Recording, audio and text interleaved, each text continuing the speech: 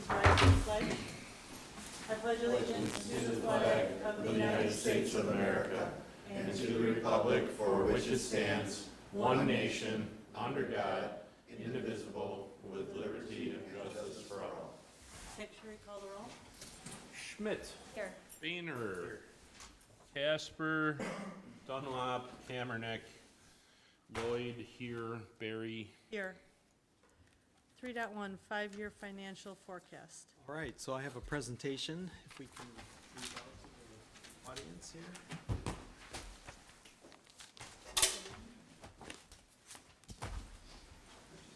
My time in the chair was very short.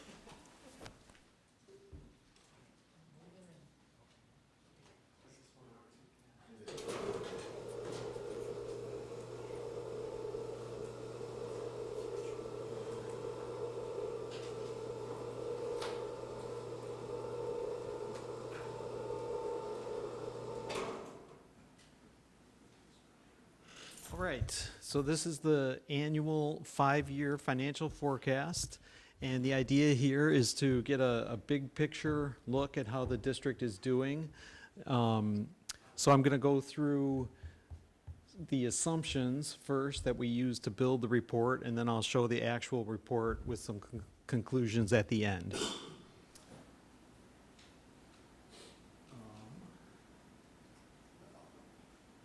Okay, so in the budget timeline, this is where we are. We usually do this report sometime in the spring. And just an overview of our revenue. You can see the biggest chunk of our revenue is property taxes, which is 72% of the total this year. The second biggest is evidence-based funding, EBF.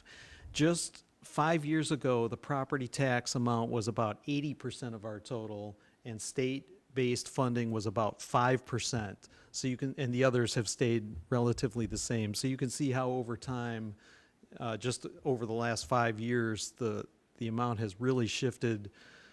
It's still majority local property taxes, but more now from the state. So with property taxes being the biggest part of it, we look at the consumer price index. That determines how much additional revenue we can get from one year to the next. So here we have 5 years of history, the current year in the middle, and then 5 years of projections. So you see the two spike years during the high inflation in the past. And remember, our property taxes are limited to 5% or CPI. So the years that it was higher, we only got 5%. So the projection for next year, or the amount we're receiving during this calendar year, is the 2.9%.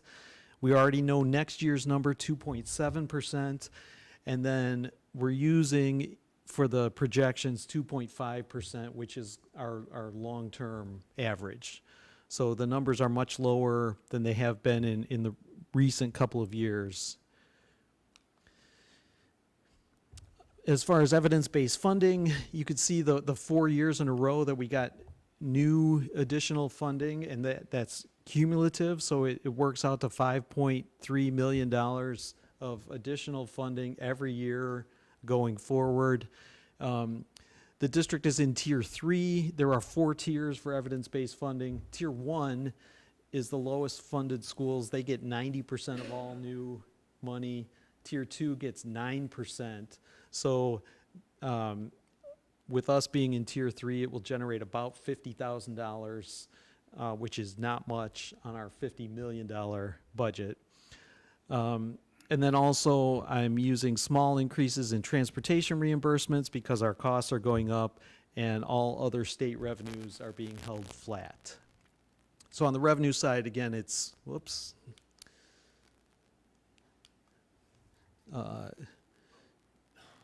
Are you doing that or am I doing it? It's essentially 2.5% for the biggest chunk of our revenue, and the rest is very small amounts. Okay, now the next one. Interest revenue was $2.5 million last year. We're projecting it to be $2 million this year and forward. Essentially, that's because interest rates are a little bit lower now than they were a year ago at this time, and our fund balance is going to stay mostly flat over the next 5 years. All other revenues we're holding flat, and then you could see the abatement history here. Each time we got a property tax relief grant, we had to abate for 2 years. So those numbers are in the history, and then we have 2.2 million in the final year of the 2 years of abatement, and we're going to do an extra $1 million to step down the abatements. Ready for the next one. On the expense side, as is the case for most school districts, salaries and benefits are the biggest portion. That's 2/3 of our total. And then everything else is smaller.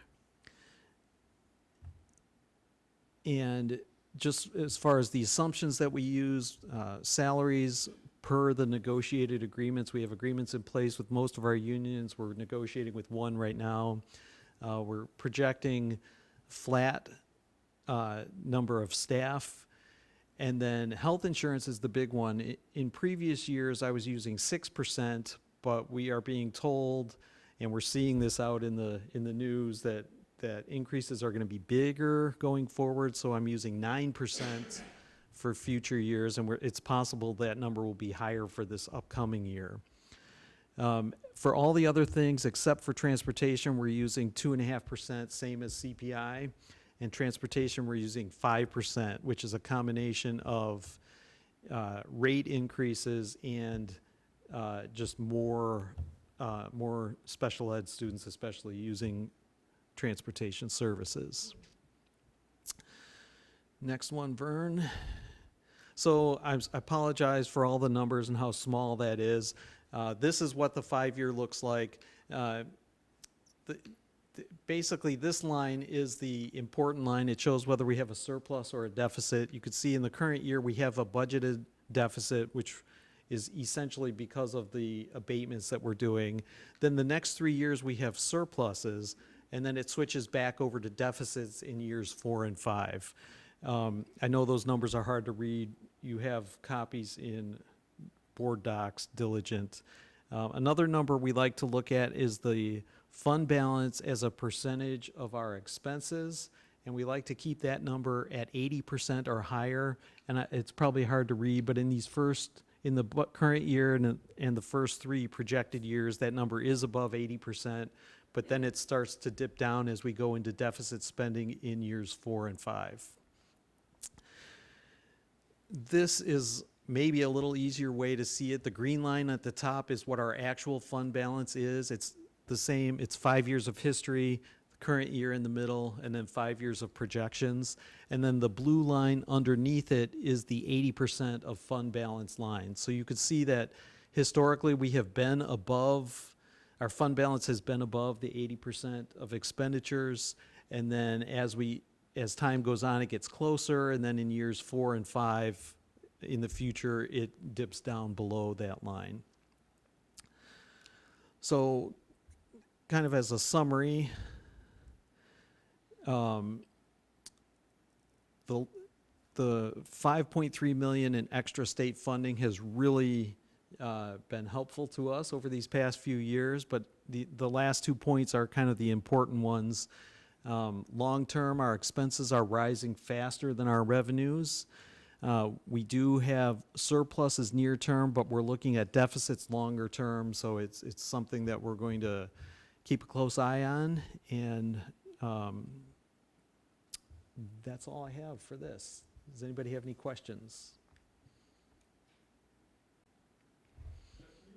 Talk a little bit about on slide 9, the mechanics of you can run a surplus and still have fund balance as a percent go down. Yes. Is there a target surplus percent that may be needed to,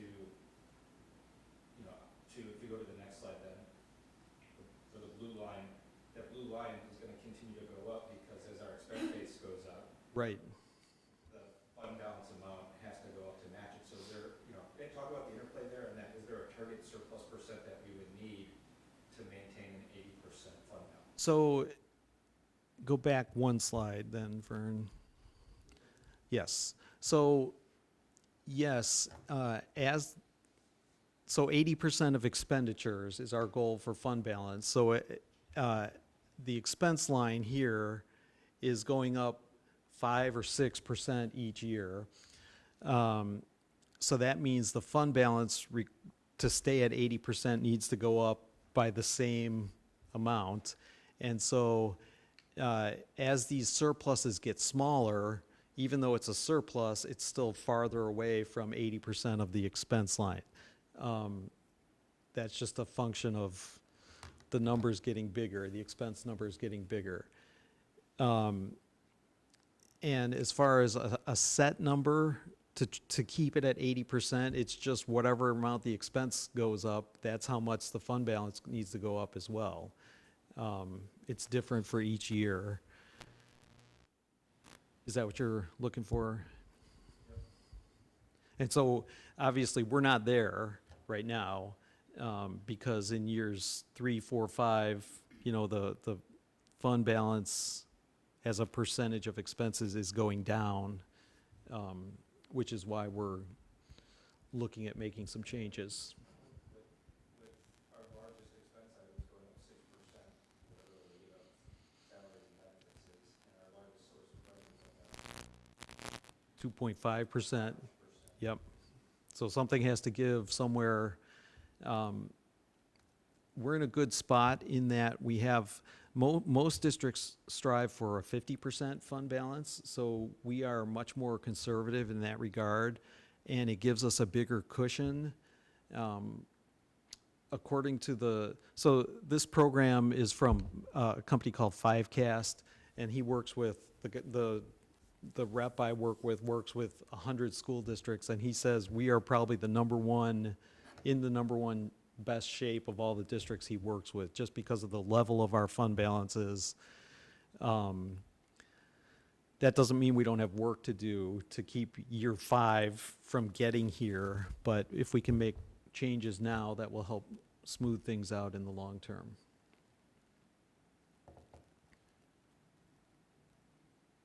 Okay?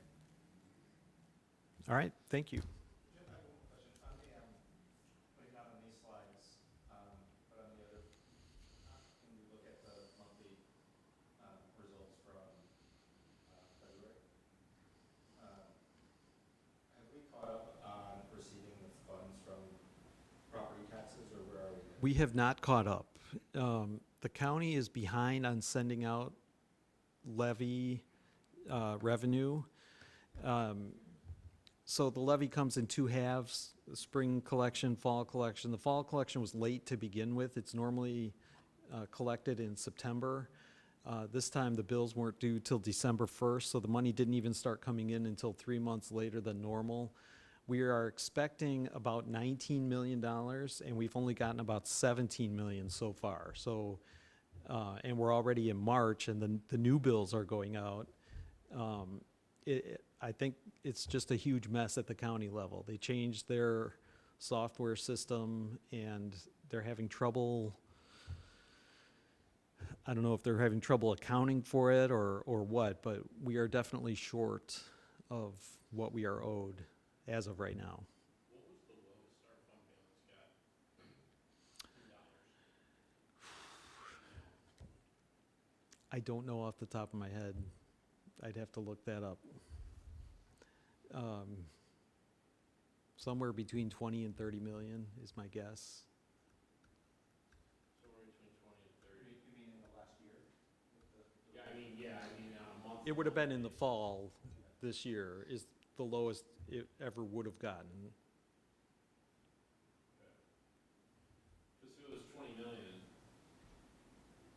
we started the year with 49. We were carrying 50% of 50% of expenditures, that's $27 million.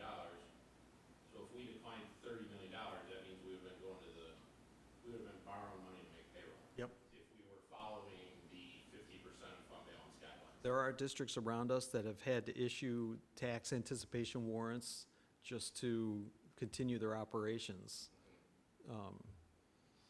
So that's one benefit of having the higher fund balance, is we don't have to borrow our own money. Yes. And even if it was only 30 million at a minimum, you'd basically be saying we would have declined to less than 1 month's worth of cash in the bank. Yep. Yep. So, okay, thank you.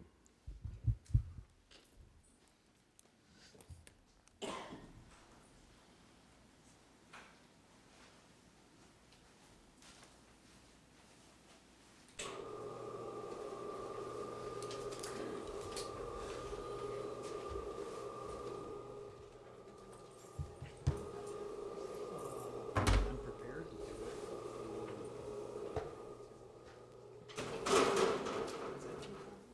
Yeah, let's. All right, 3.2 financial remedy. Okay, so now is where I'm putting on my Jeff Staywick hat. So given the financial condition that was just presented, Dr. Staywick and I have been and the board have been working on some things, some expense adjustments that we can make moving forward. So I have a list here that I'm just going to read. I don't know if the board has a copy of this, but just to get it out in the public, some of the things that we're talking about. Just again, as a reminder, with revenues going up 2.5% and expenses going up 5 or 6%, that's a trend that's unsustainable. So we're trying to make some changes now in order not to have to make drastic changes in the future. So I've got a list here, a couple of the things. First is in regards to technology. We have identified about $180,000 of savings in the tech department, which consists of two different things. One, extending the life cycle of purchasing tech equipment. So if something was, for example, on a 3-year cycle, now we're going to do it on a 4-year cycle. And then also in the tech staff area, we're looking at attrition of one position. One person has retired and we're not replacing that position. So those two things combined are savings of about $180,000. The second thing is summer school. That's one that we're looking at cutting as well. Just in discussions, it appears that it's not giving us the bang for our buck that we have been hoping for. Attendance is down. That's a savings of about $100,000. And then we have pre-K transportation. Right now we offer transportation to anybody in our pre-K program, and it's quite expensive. We're looking at cutting that pretty much in half by saying, you know, if you're in the cruise area coming to Fulton, you only get AM transportation or PM, not both. So some economizing of our pre-K transportation would save about $75,000. And then we're also getting rid of the dean position at Central Middle School. And so none of these cuts are easy. You know, it's a difficult thing, but we're looking to kind of right-size our expense budget and make some changes now to avoid having to make large amounts of changes later. Any questions or comments on that? So overall, that'd be about 450-ish Yes. thousand? Yes, 450. Annual savings. Annual savings, starting next year. Those numbers were not reflected in the 5-year, by the way.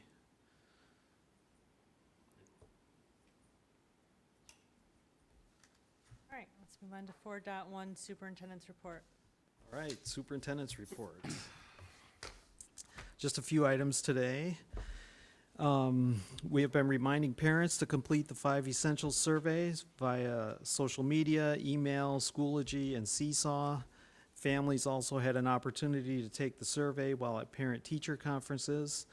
This year's survey is being conducted using Panorama and is shorter and easier for parents to navigate. We're asking parents to submit one survey for every student enrolled in one of our schools before the March 10th deadline, which is tomorrow, I believe. Parent-teacher conferences were held on February 12th. Elementary parents used Parent Square to schedule appointments, while the middle school held open format conferences as they have in the past for the second round. Overall feedback from parents and staff was positive. We have one condolence this month. Mary Day's mother-in-law, Grace Kahavik, passed away. Mary is a math specialist at Fulton. We extend our sincere condolences to Mary and her family. And then we have a few celebrations. Board Secretary Amy Hammernick has been recognized by the Illinois State Board of Education and those who excel with an award of excellence. Board Vice President Rick Lloyd was recently recognized by the Illinois Association of School Boards and as an established board leader. IASB recognizes school board members for the time and effort given while taking part in learning and leadership activities through the organization. So congratulations to our two board members. And then also congratulations to Cruise students, staff, and families. Cruise recently hosted a readathon fundraiser, which raised $15,724. Over a 9-day period, students read over 129,900 minutes and raised $15,000 for their school. Students and classes were celebrated for reading the most number of minutes and for raising the most money. Congratulations to students in Mr. Champ and Mr. Nelson's classes for showing 100% participation. And that concludes the superintendent's report. Thank you. All right, 5.1, citizens may address the board at this time. Move on to 6.1, union reports. Hello, everyone. This month, a lot of the news is about reading. This time of year, we're really doing a push on reading. At Ferrick, students have been excited to celebrate reading with their one book, one school. They've had an office visit, and they've got some in-class reading parties. Third through fifth grade teachers and students are busy preparing for the IAR test. Preparations include not only reading and math practice, but also some exciting motivational activities. Many classes are busy with exciting out-of-school and even in-school field trips. At Fulton, staff and students celebrated Read Across America Week with an Inspirational Spirit Week. Challenges included days such as wear a shirt that represents your favorite sport, and then read about an influential athlete. Wearing a shirt with a positive message and reading about growth, mindset, and positivity, and wear something to represent your culture or hometown while you read about a culture different than your own. They've had a fun week. At Memorial, staff and parents are working together to bring events to Memorial in the coming months. This Friday will be a PTA-sponsored movie for families to enjoy. We had to reschedule because of bad weather, so everyone's been waiting for it for a long time. In May, we'll have Explore More in our volunteer breakfast. Those are currently the planning stages. The monthly key has been introduced to the students. This month it's flexibility. Students are working on ways to show flexibility. Staff are on the lookout to recognize students they see exhibiting this character trait to reward them with a key. The students are encouraged to enter the bookmark making contest. The theme is reading and fun. Winners will have their bookmarks created and passed out during book checkout for everyone at the Media Center. And we're also working on a book challenge. We've got some book brackets. We've got different characters. Currently, we've got Olivia against Fancy Nancy. So we'll have to let you know about that one tomorrow. But we've got a lot of fun stuff going on all around the district, especially involving reading. With the ESP, we've actually started negotiations, and what I'll say is that it's been a pleasant experience so far. So I'm looking forward to going forward and continuing with pleasant. Thank you. Can I have a motion for the consent agenda?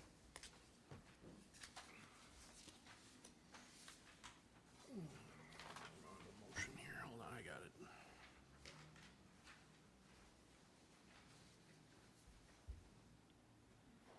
Bear with me.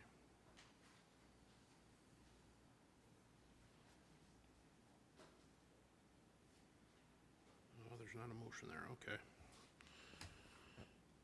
I move that the board approve Item 7.1, approval of minutes. Item 7.2, approval of closed session minutes. Item 7.3, approval of the destruction of closed session tapes. Item 7.4, approval of financial items as presented. 7.5. Oh, approval of personnel items as presented. Is there a second? Any discussion? Secretary call the roll? Boehner. Yes. Schmidt. Yes. Lloyd, yes. Barry. Yes. 7.6, surplus equipment for sale, donation, or disposal. Yes, this was information last month. It is mostly Matt's stuff. It's some old equipment essentially and non-functioning equipment. So we're looking for this to be declared surplus so we can dispose of it or sell anything that has value. Is there a motion? I move that the Board of Education declare items as surplus for sale, donation, or disposal as presented. Can I have a second? I second. Any discussion? Secretary call the roll? Boehner. Schmidt. Yes. Lloyd, yes. Barry. Yes. 7.7, award bid for CMS renovations project.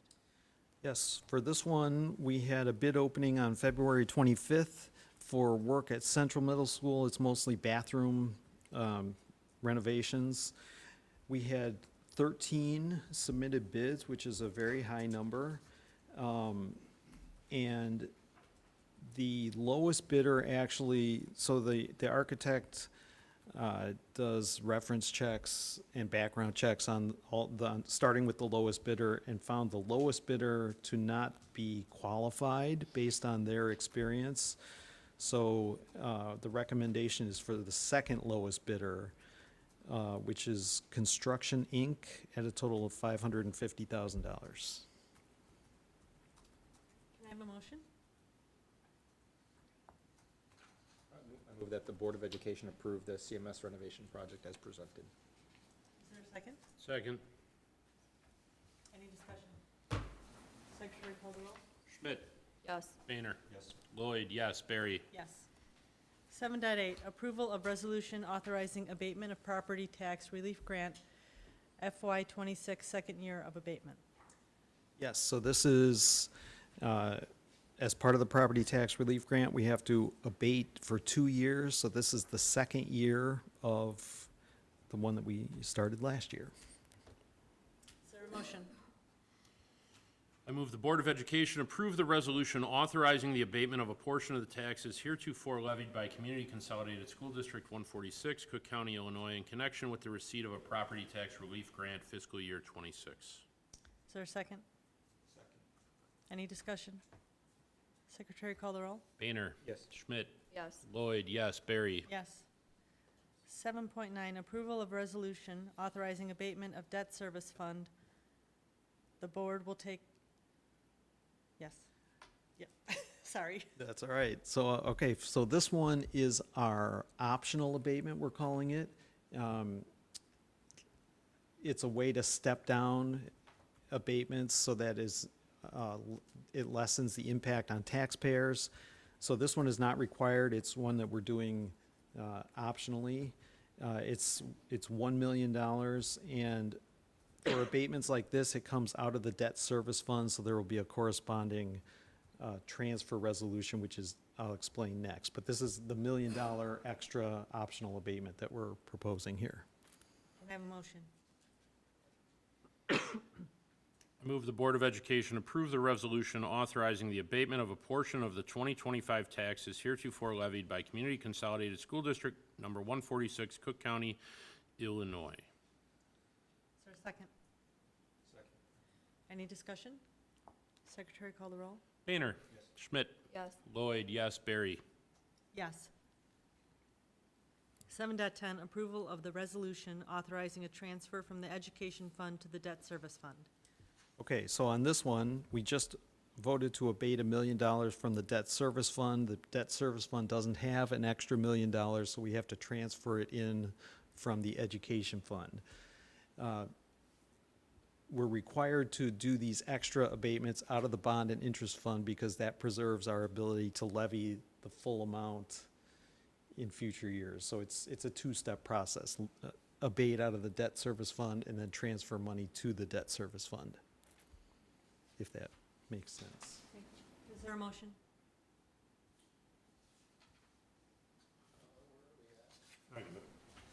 I move the Board of Education approve the resolution authorizing the school treasurer to transfer funds from the education fund to the debt service fund. Is there a second? I second. Any discussion? Secretary call the roll. Boehner. Schmidt. Yes. Lloyd, yes. Barry. Yes. 7.11, honorable dismissal of teachers. I don't have a lot to add to this one. 2 positions being honorably dismissed. Can I have a motion? I move the Board of Education approve the resolution for honorable dismissal of teachers Matthew Schuster and James Safarik. I second. Any discussion? Secretary call the roll. Boehner. Schmidt. Yes. Lloyd, yes. Barry. Yes. 8.1, communications. I don't think we have any. 9, information item, food service renewal. Yes, so this is information. I'll be asking for approval next month on renewing our food service contract with Whitson's.